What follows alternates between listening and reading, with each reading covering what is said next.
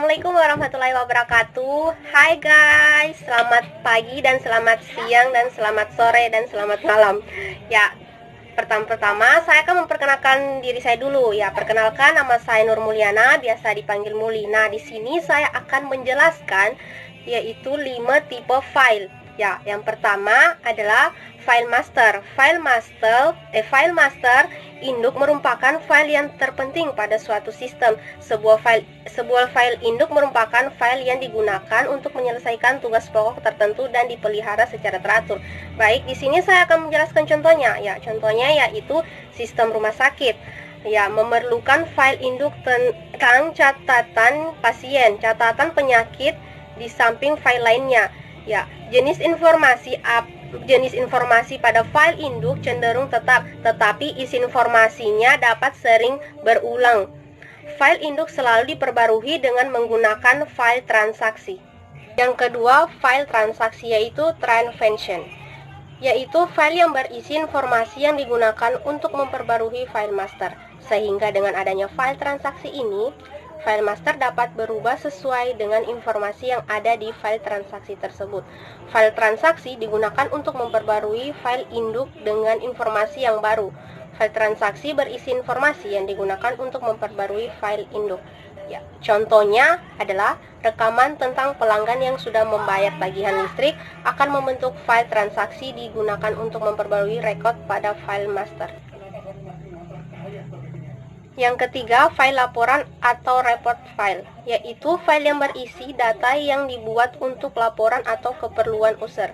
File ini hanya bisa dicetak, dicetak pada kertas printer atau hanya ditampilkan layar monitor. File ini merupakan turunan laporan tercetak yang ditahan pada print atau piringan atau pita menggunakan printer yang siap mencetak. Contohnya adalah data laporan keuangan atau akuntansi sebuah perusahaan yang harus diketahui bagian-bagian terkait. Yang keempat, file berkas kerja atau word file, yaitu file sementara dari sistem yang merupakan alat untuk melewatkan data yang dibuat oleh program ke program lain. Dalam hal ini adalah proses perubahan file master dengan menggunakan file transaksi sebagai file pengganti atau file perubahan.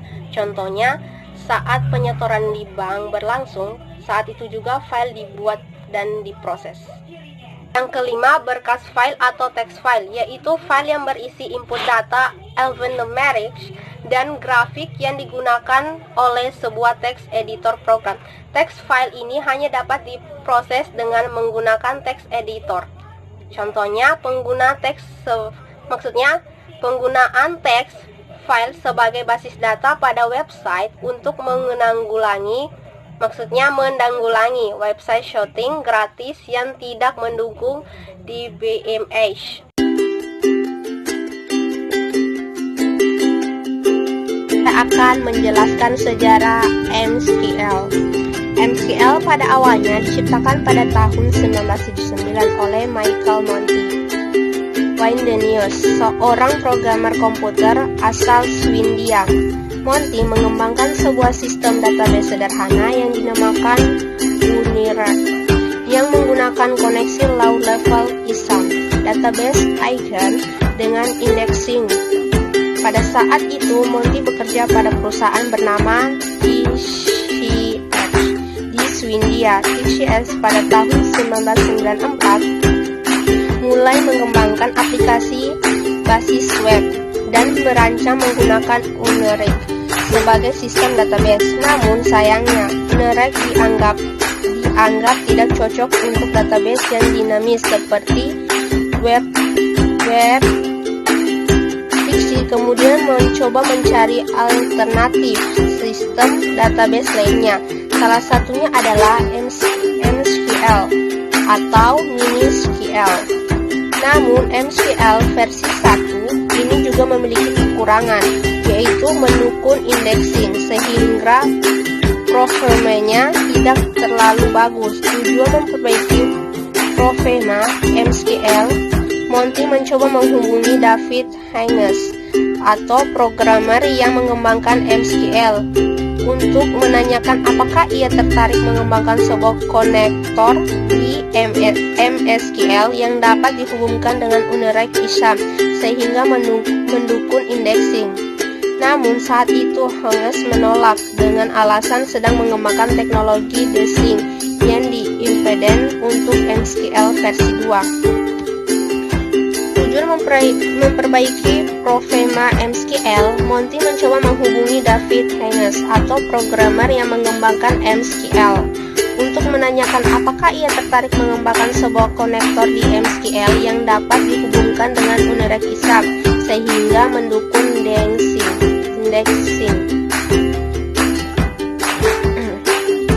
Namun saat itu Haynes menolak dengan alasan sedang mengembangkan teknologi indexing dengan independen untuk MSQL versi 2. Dikarenakan penolakan tersebut, David Haynes, TCS atau dan juga Monty akhirnya memutuskan untuk merancang dan mengembangkan sendiri konsep sistem database baru.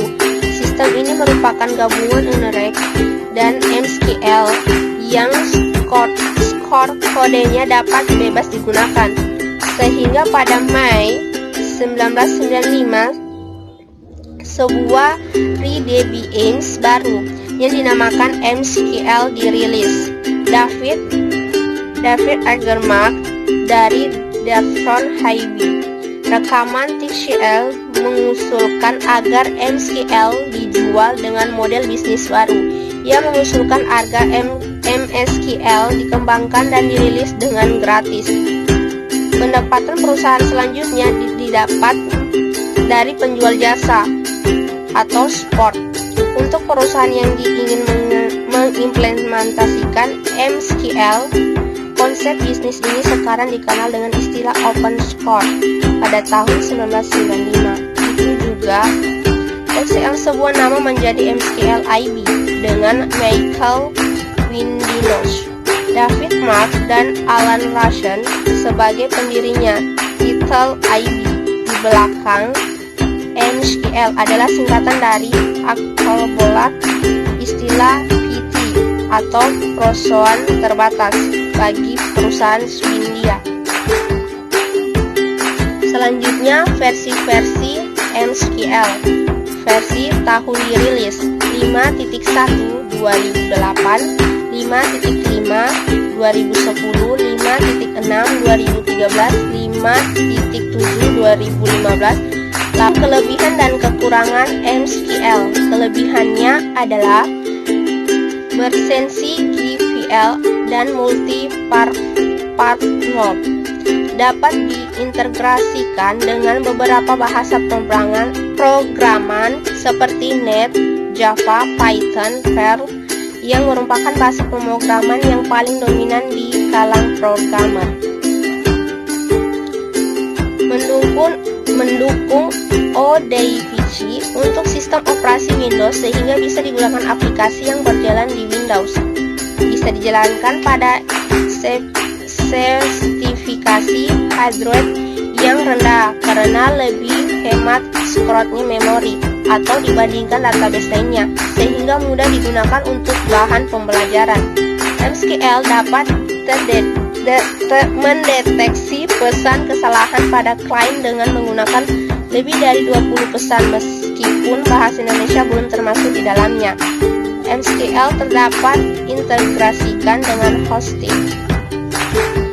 Adapun kekurangan MSQL adalah banyak klien kurang support terhadap programan visual atau desktop, sehingga sedikit yang menggunakan untuk aplikasi visual. Karena berlisensi GPL sehingga sulit mendapatkan update untuk program yang original, sehingga perusahaan skala menengah ke atas lebih memilih RDBMS berlisensi dan e-sport seperti Oracle dan MySQL Server. Sangat diragukan dalam menangani data skala besar karena ada beberapa opini yang promo kontrak terhadap kemampuan MySQL terhadap pengelola data yang besar. Adapun sejarah Oracle. Oracle didirikan pada tahun 1977 oleh 3 orang programmer yang bernama Mark Minor, Ann Outes, dan Larry Ellison, yang kemudian menjabat sebagai ICD. Oracle pertama kali menyediakan sistem database yang dapat digunakan untuk kebijakan konvensional. Selama berdirinya sampai sekarang, Oracle telah terbukti dan membangun masa depan di atas dasar inovasi dan pengetahuan mendalam untuk memenuhi tantangan pelanggan dan keberhasilan yang dianalisis oleh para pemikir bisnis kelas atas. Sekarang Oracle dapat ditemukan di hampir setiap industri dan pusat data. Oracle adalah perusahaan pertama untuk mengembangkan dan menyebarkan 100% Internet-enabled web software interface disebut Linux Product Database. Aplikasi bisnis mengembangkan aplikasi dan alat pendukung keputusan. Inovasi adalah mesin kesuksesan Oracle. Oracle merupakan salah satu perusahaan yang pertama untuk membuat aplikasi bisnis yang tersedia melalui ide internet. Oracle telah diperkenalkan produk baru Oracle Fusion, middleware, dan fungsi analitas yang mencerminkan tujuan-tujuan perusahaan untuk menghubungkan sebuah tingkat teknologi perusahaan, memastikan pelanggan mendapatkan akses pengetahuan yang dibutuhkan untuk merespon kondisi pasar dengan cepat dan leluas. 30 tahun Oracle berjaya, Oracle menjadi patokan untuk database teknologi dan aplikasi-aplikasi di dalam perusahaan di seluruh dunia, dari mulai perusahaan-perusahaan yang kecil sampai perusahaan-perusahaan besar, multinasional dan internasional. Adapun versi-versi Oracle, versi dan tahun liris: 1.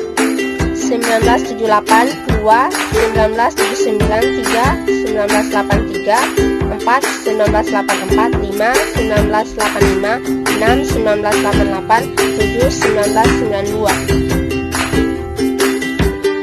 Adapun kelebihan dan kekurangan Oracle. Kelebihannya adalah merupakan software DBMS yang handal, memiliki kemampuan yang tinggi, dapat menangani jumlah data dalam ukuran yang besar, dan bisa berjalan pada lebih dari satu platform sistem operasi.